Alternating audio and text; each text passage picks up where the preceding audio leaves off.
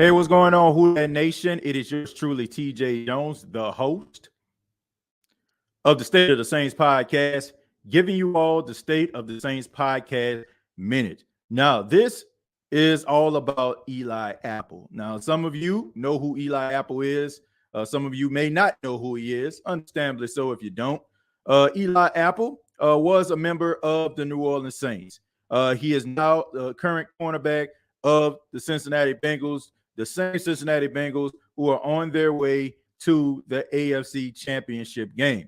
You would think that Eli Apple would be excited about this. You would think that Eli Apple would be dialed in, getting the opportunity to have a shot at the Super Bowl and going up against arguably the best quarterback in the NFL right now in Patrick Mahomes.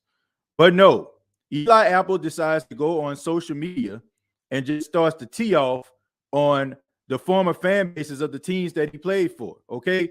The former fan bases like the Giants, like the Saints, right? Going in on these individuals, saying stuff like, and I quote, New Orleans is the dirtiest, smelliest city and has the worst food ever.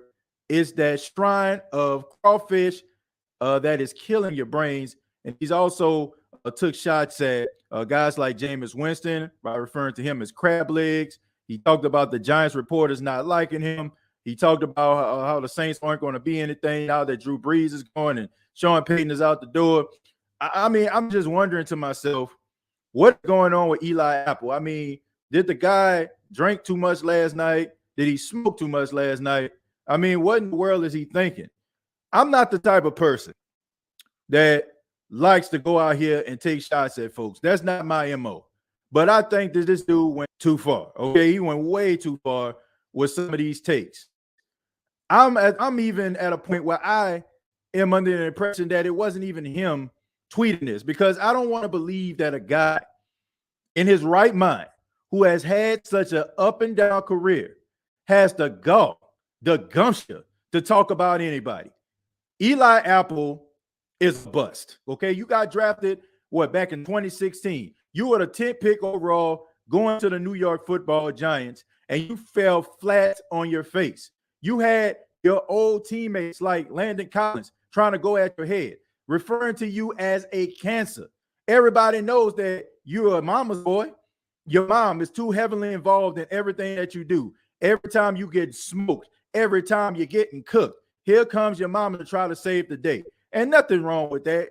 I mean, I love my mom. You know what I'm saying? My mom watches my podcast. My mom is heavily involved in my life, but not to a point where she's fighting my battles for me.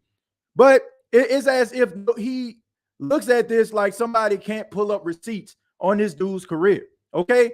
He has the nerve to talk about the New Orleans Saints, the same New Orleans Saints that gave this dude the opportunity via trade after the New York Giants wanted to kick you out of their locker room because of some of your antics and your childish behavior. You come to the New Orleans Saints, you want to talk about the fan base, you want to get mad at them for talking about you, but you come out to the New Orleans Saints organization and you put up effort like this. Early, they throw it to Kupp, down the sideline. Cooper Kupp stays in, touchdown. And this. From his end zone, and he wants it all. And what an effort by Will Fuller. I mean, this dude cannot be serious, man. Like, dude, does he not understand that people have receipts? Do he not understand that people can actually pull his effort up? I mean, honestly, let's even go back to the Giants.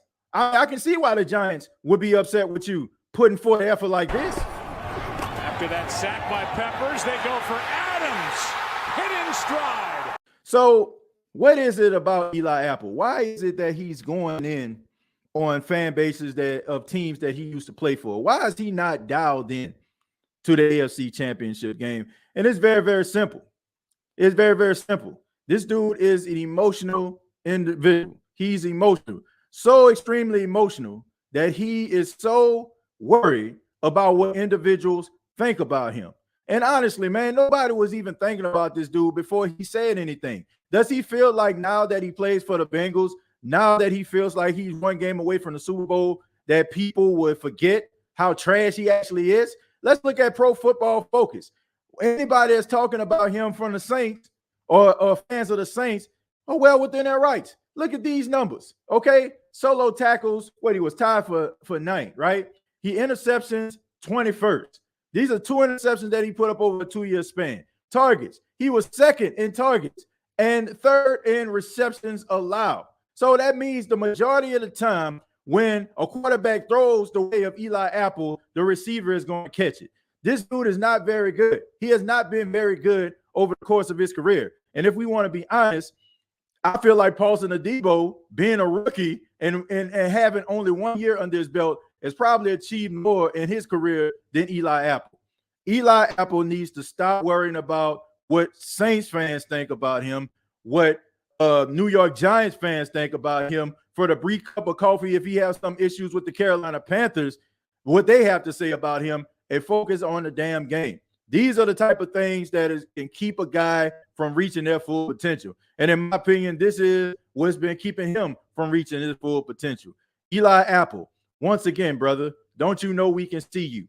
We see the immature antics. We see the mama boy type behavior, and nobody out here is even really checking for you. The only reason why people are checking for you, and even why I'm even having this podcast, is because you took a shot at my city, okay?